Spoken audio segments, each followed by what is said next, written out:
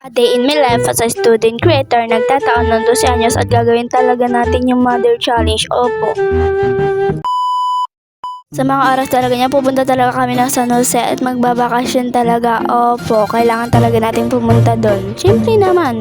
Sa mga time po talaga niya, nakadaan na po talaga kami sa may bayan. Hala, hindi. Nandiyan pa lang po talaga kami sa may bayan. Sumakay po talaga kami sa paradahan ng San Jose. Yes po, opo. Dito po talaga natin gaganapin yung mother challenge at kailangan talaga natin gawin yung para lang po sa amin. Yes! Wala na po kasi ako may upload na iba kaya kailangan talaga namin gumawa ng ganito. Yes po. Total pupunta rin lang naman po kami ng San Jose. Kailangan ko na rin ba talagang i-video.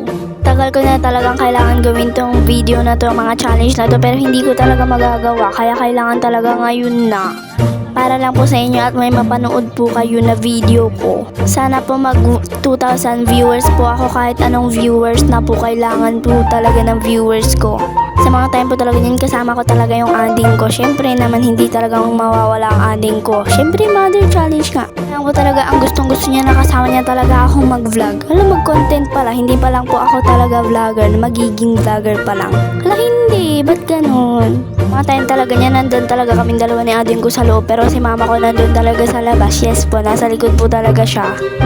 Nagpaalam na rin talaga ako sa kanya na gawin talaga natin itong mother challenge namin dalawa na magkapatid. Yes, oo naman. Mga time talaga niya, nagatid talaga kami ng pasaheros para lang makita nyo. Yes po. At papunta na rin talaga kami sa amin. Yes po. Masayang masaya talaga yung ading ko dahil nandito na talaga. Napakaganda naman ng baby kiss ko. Talaga yung daanan sa amin, kailangan ko talagang ipakita. Ay hala, hindi. Bakit ba gaganon ang baby kiss nyo? Hindi pala. Shoutout sa mga nakakakita ng mga videos ko. Nakikita talaga sa video ko yung mga tao, kaya shoutout sa inyo. Yes po, opo. Bakit ba opo ng opo? Ang galang naman masyado mga be.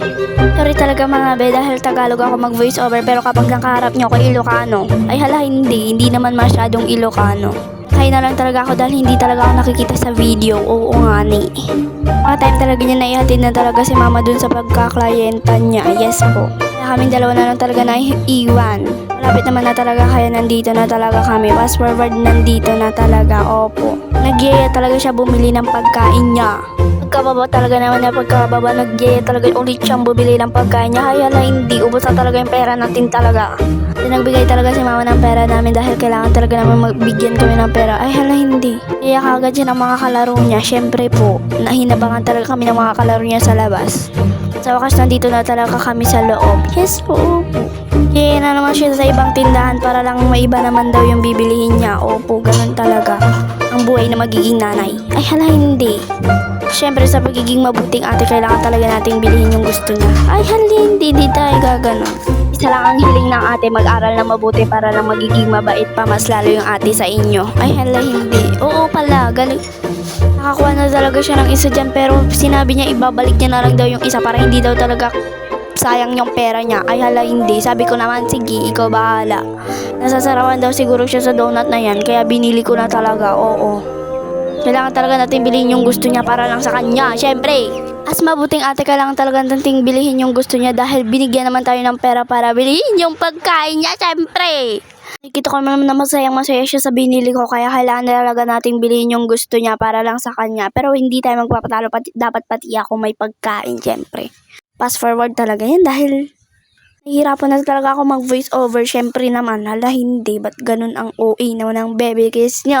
Yes sana madami tayong likers at mga viewers at mga sharer. Yes, opo. Bakit ba may ang hirap? Talaga naman. Masaya sana kayo sa video na to. Please lang po. Sana naman. Oo naman. Fast forward, gabi na talaga yan at kumakain na talaga kaming magpipinsan. Yes po, opo. Bakit ba ganun? Ang opo naman. So first saya ko talaga dyan. Naging masaya talaga ako dyan. Opo! Napaka-OA naman ang bebe kasi ang OA. Syempre naman, OA. Especially share ko lang talaga yung ulam namin, barbecue naman talaga. Yes po, po. Pero okay lang naman talaga niya. Naging masaya naman talaga kami yung tatlong magkakaibigan. Ay hindi, magpipinsan. Oo nga. Pero kailangan talaga kaibigan na rin. Yes. At ito na lang talaga ang natitirang mga video sa aking mga gallery. Kaya dito na lang po. Maraming salamat. Mwah!